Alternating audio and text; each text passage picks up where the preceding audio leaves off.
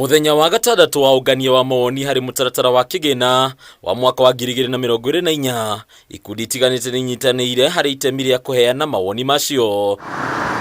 Ngwataniro ya ANYITI thogoreni ya insurance ya AKI niwe tongoririe hari kumenereria mamwe mamendekithia mawatho uyu ndendekithia ria igoti ria ngari ririo makomithetie muno. In as much as we have said that the insurance premiums should be exempt from VAT, inevitably we are introducing an element of additional costs being brought about by the VAT, and the insurance premiums will definitely go up. So if you think about the number of employees who have been employed by the agents and the brokers, these are the jobs that are likely to be lost if we have the commissions also subject to VAT. Kurigana na ngwataniro eno watho uyu ni njira imwe ya kuongerera murigo hari NGAARI kuria utanyitwo kuongerera garama ya insurance na gikiro kinene. Our disposable incomes are reduced and the insurance costs are also passed on, they are increased, then it means that the insurance penetration rate that we are talking about is likely to reduce. The contribution of insurance to the GDP, of course, will come down,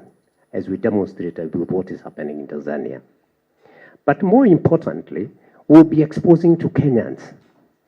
We'll be exposing Kenyans to out-of-pocket expenses, as and when you either lose your car to theft, or whether you lose your car, or whether your car gets damaged as a result of an accident. Kumana na undu uyu akiugite watho uyu ni ugucungiriria ene ngari aingi kwaga kurihagira insurance yao undu ri ukwihiriria makiria itari ria Kenya aria matarihagira insurance yao aria umuthe marugamire ene ngari milioni 1.5. If you introduce this tax, what that would mean is that most of the insured Kenyans are likely to opt for third party and drop out from taking out comprehensive insurance cover.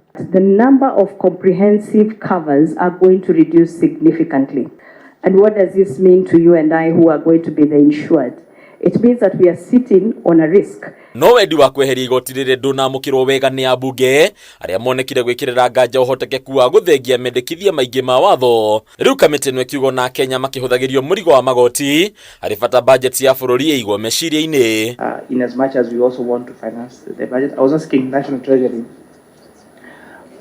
what the financial implication is, and the projections around 58.02 billion. And so on the other option then, if we have to really get rid of it, we would reduce the budget by 58 billion. Kurigana na muikarĩri wa kamiti no kuria Kimani guthengia igoti ria ngari gugutunyukithia bururi muigana wa ciringi bilioni 58 giki ari kigina gikirwo mathabu budget-ini ya mwaka ukite wa KIGINA. When you're moving the finance bill, everyone wants to oppose it, okay? When you're moving the appropriations bill, everyone wants to increase it. So that is irony, that members of parliament want their budget increased, but they don't want the taxes increase. But anyway, we'll try the best so that we can balance. Shikaro ici itanyite guthii na mbere nginyagia muthia wa kiumia giki. Andũ-inĩ a KAMITI TV retora kwa ni Bataru wa Mwangi.